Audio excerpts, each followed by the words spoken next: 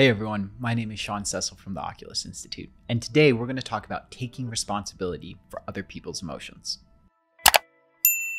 So one thing that I see both as a coach and just with people who, are in life around me is that many people have a tendency to make themselves responsible for other people's emotions. And the problem with this is that it violates what's called the dichotomy of control. So there was a guy, I think his name was Epictetus, was the Stoic philosopher who came up with this. But he basically talked about there are things in life that you can control and there are things in life that you cannot control, right? And if you try to worry about the things that you cannot control, it's just a recipe for pain and stress and problems. So when it comes to other people's emotions, that's absolutely something that you cannot control. For some reason, people seem to think that they can control it, that if they just create the exact proper environment and do the proper things, then this person's going to feel the way they need to feel and they're going to be happy and then I'll be okay, and et cetera, et cetera, et cetera, et cetera. But you have no idea of what internal stresses they're navigating. And there are many people who are just going to be unhappy regardless of the environment.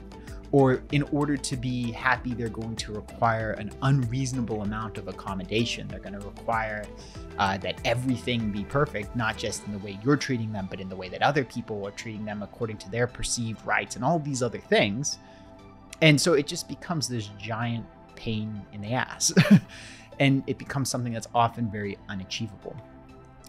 Moreover, if you try to make yourself responsible for somebody else's emotions, you're infantilizing them because you're not giving them their own sovereignty to do, you're not recognizing that they're ultimately the people who are in charge of that, because you can control your own emotions.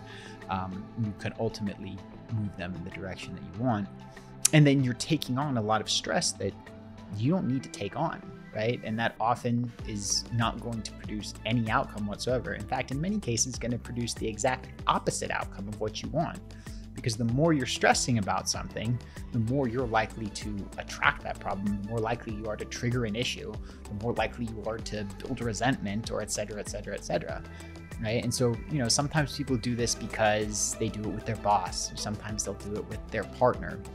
But regardless, all you can do is be responsible for your own emotions and your own choices and your own actions. Now, where does this come from?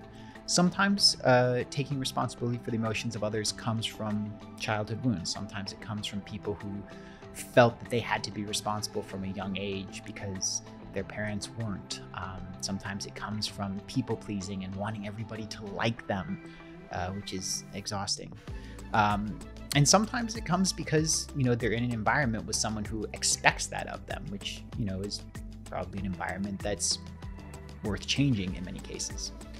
Regardless, if you ever find yourself saying, oh, I'm doing this because I don't want this person to feel X, or I want to make sure this person feels Y, it's probably a good indication to dial back and look at what's really going on and see whether or not you're taking responsibility for somebody else's emotions, or whether or not there's actual practical outcome and all of the dynamics internally that are leading you to ultimately make the choices you're making. Hey everyone. I hope you enjoyed this video. If you found value here, or if there was something that resonated with you, then I'd encourage you to explore more and check out my free 5-video workshop series on how to figure out your next career step. All you have to do is go to www.oculusinstitute.com/nextcareerstep. It'll take you to the first video in the playlist.